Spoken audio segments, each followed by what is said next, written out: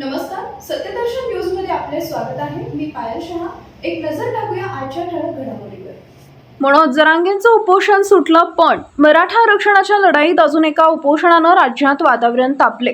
रणरणत्या उन्हात मनोज जरांगेंनी खाटेवर आमरण उपोषण सुरू केलं। सरकारनं दोनदा शिष्टाईचा प्रयत्न केला, पण त्याला यश आलं नाही। नंतर दिवसभर सरकारी दरबारी मोठ्या घडामोडी घडल्या।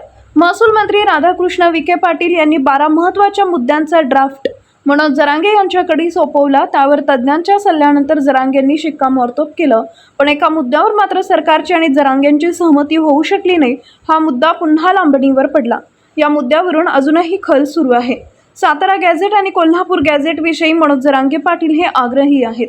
हैदराबाद गॅझेटच्या धर्तीवर हे गॅझेट लागू करण्याची आणि मराठा समाजाला कुणबी प्रमाणपत्र देण्याची मागणी त्यांनी केली आहे। तर गेल्या 2 दिवसांपासून या मुद्द्यांवर महसूल मंत्री राधाकृष्ण विखे पाटील यांनी त्यासाठी वेळ लागणार असल्याचं स्पष्ट केलं आहे। सातारा गॅझेट लागू करणं अवघड असल्याचं ते मंत्री विखे पाटील यांना सांगितले। त्यात काही कायदेशीर अडचणी असल्यानं हा मुद्दा पुन्हा बाजूला ठेवण्यात आला। काल रात्री जरांगेंच्या सर्व मागण्यांविषयी मंत्री राधाकृष्ण विखे पाटील आणि भाजप आमदार प्रसाद लाड हे अंतरवाली सराटीत दाखल झाले। फक्त सातारा संस्थांच्या गॅझेटचा मुद्दा राहिल्याचं विखे पाटील यांनी जरांगेंना सांगितलंय। अध्यक्ष पाठवले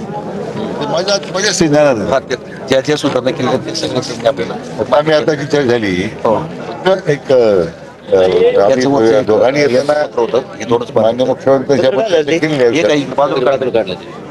ते त्यांना दिल्यामुळे आपल्याकडे शक्य नाही साहेब राहू द्या नंतर जर मला तुम्ही घेऊन ये फोटो काढून आता नंतर मला द्या तुम्ही द्यायचे तर आता काय करू हे संपलं ना कारण मला आता देऊन टाका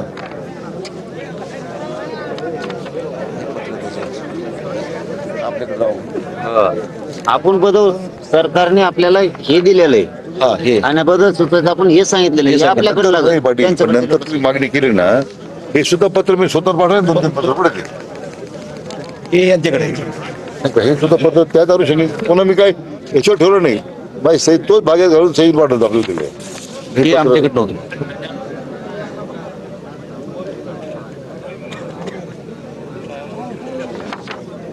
आपल्याकडे एकच होतं। आता काढाय काय काय राहिलं आता आता आपल्या याच्यामध्ये कुठली राहिली मग आता यांना सरकारच्या सूचना प्रशासनाच्या वरिष्ठ लेवलवर प्रशासनाच्या सूचना काढाव्या लागणार आहेत आणि ते पाहिजे शासनाच्या काय मी तर आपण याला बसलो होतो मुंबईला त्यावेळी खरं ते